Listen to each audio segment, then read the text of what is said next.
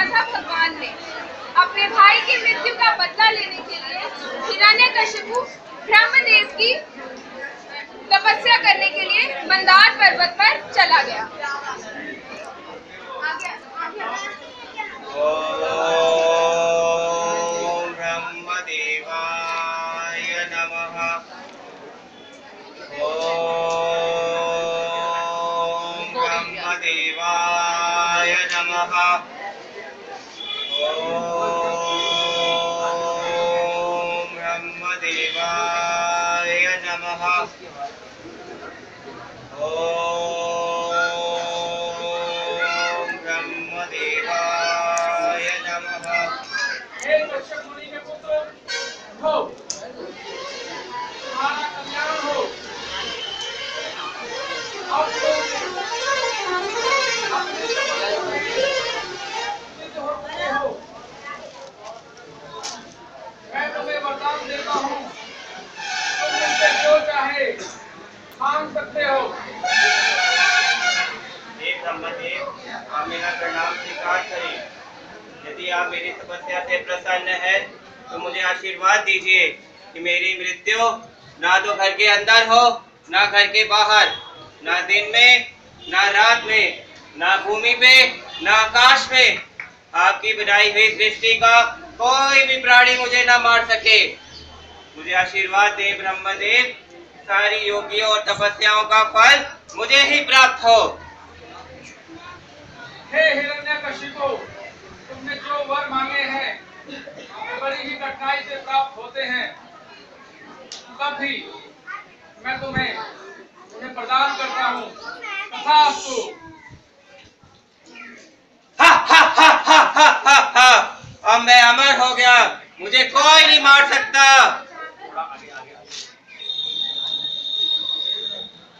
इस तरह हिरण्यकशिपु पूरे ब्रह्मांड का राजा बन गया।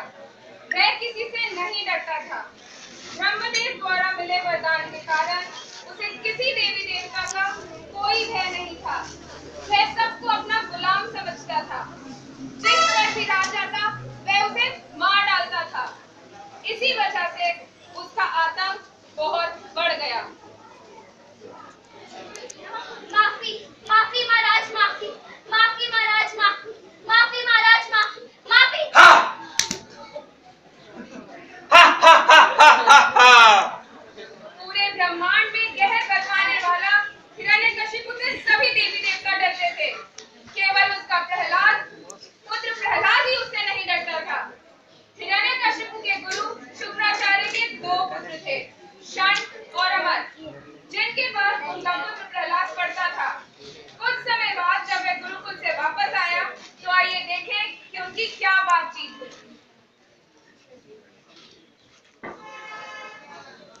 पुत्र प्रहलाद, तुम्हारे अध्यापकों ने तुम्हें ऐसी कौन सी विशेष बात सिखाई है?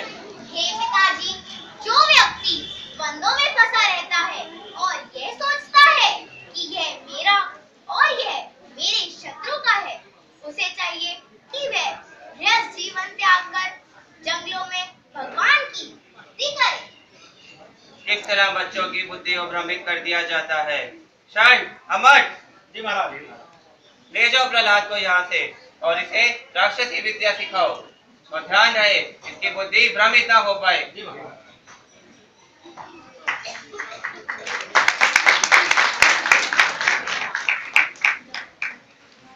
प्रहलाद, झूठ मत बोलना, सच सच बताना। तुम्हें ये बुद्धि किसने प्रदान की? ये उपदेश तुम्हें कहाँ से प्राप्त हुई है?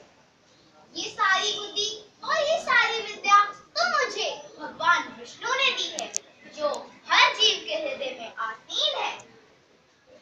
लाओ मेरी छड़ी तो लाओ। लाओ लाओ मेरी छड़ी तो लाओ। इस चित्र में हमारे नाम और यश पर पट्टा लगा रखा है।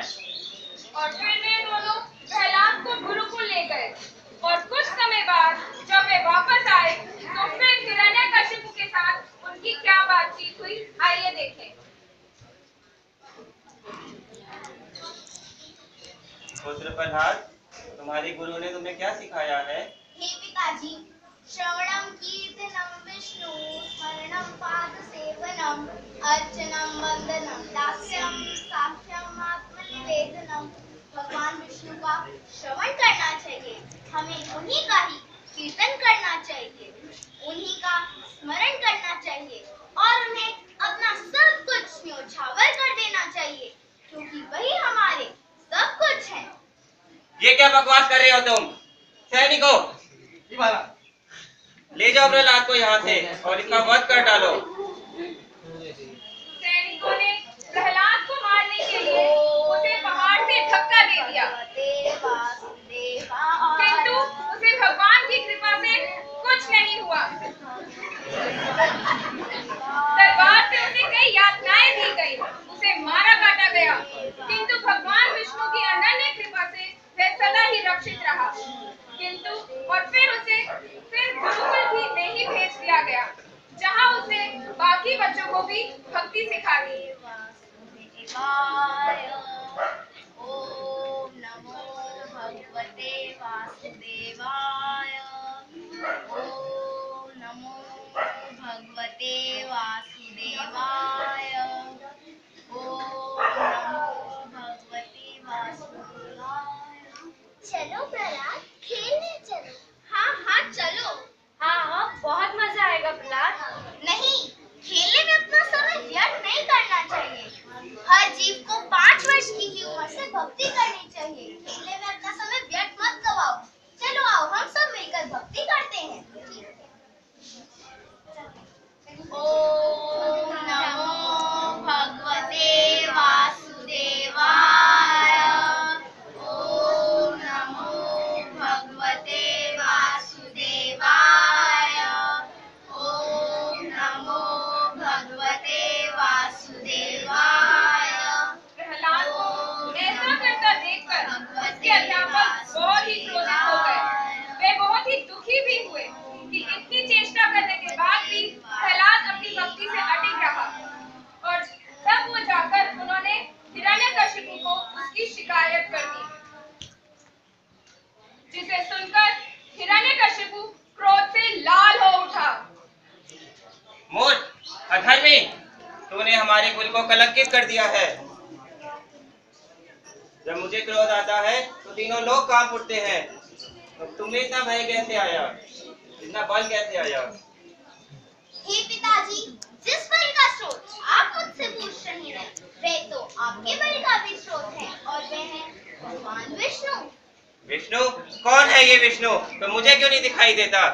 भगवान विष्णु तो कण-कण में है और वे हर जीव में मौजूद है। हर जीव में? तो क्या वो इस खंबे में भी है? हाँ पिताजी, वे इस खंबे में भी है। तो मैं देखता हूँ तब तेरे इस विष्णु को।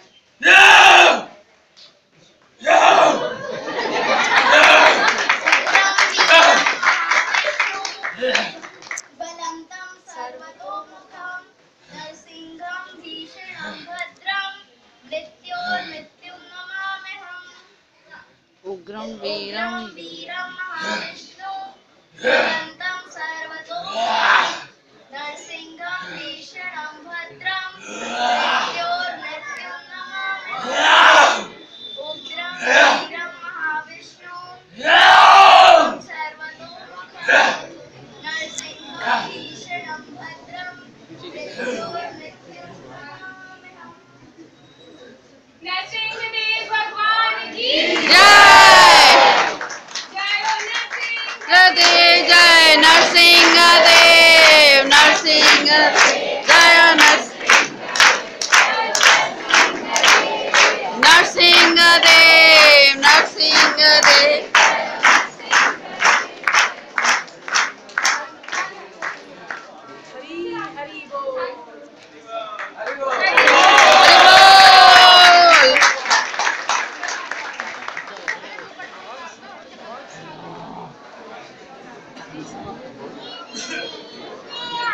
Yeah.